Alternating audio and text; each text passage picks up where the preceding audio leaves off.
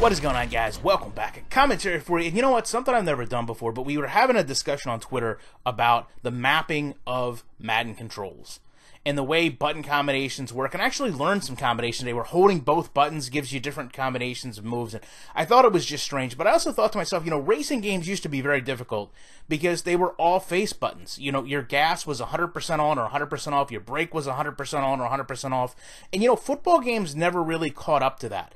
Racing games have gotten so much more progressively fun and competitive because of the advent of how these controllers work. And when you think about this motion here, the motion of actually pulling the trigger back gradually, that's not something that's used in football games, but I think it should be.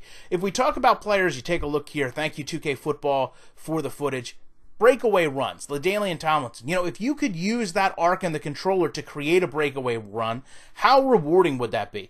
Or you have a player that maybe doesn't have that breakaway speed, so they're just going to run their normal speed sans the acceleration. Now, take it one step further and you think about just kind of that quick art of just popping the trigger.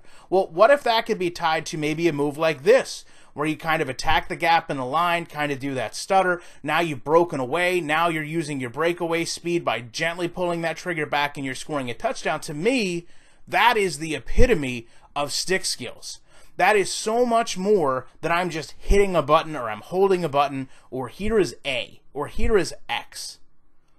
And I feel like if we could get to something, not maybe this exact way, but if we could get to something that lent itself so much more to actually coming down to user experience and learning how to handle a player correctly, this would make not only running the ball so much more rewarding as a gamer, but it would also take much more advantage of the controller.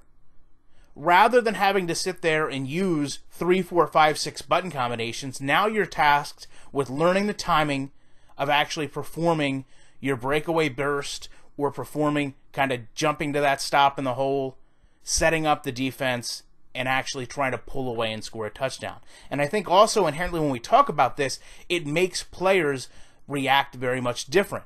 You know, you talk about a larger running back, well, he's not going to have such a breakaway speed. You talk about a larger running back maybe not having that same stop and go power. You may do the same thing on the controller for a player like LaDainian Tomlinson or Bo Jackson, but trying it with Christian Okoye isn't going to net the same result. Whereas right now in a lot of football games, not just Madden for that regard, you can use the same button movements, you can use the same combinations to get the same results with every single player. And that's not something simulation football should be doing. Love to know your guys' thoughts on this. I appreciate you checking out this video, and you know that I'll be back in the week with more commentary.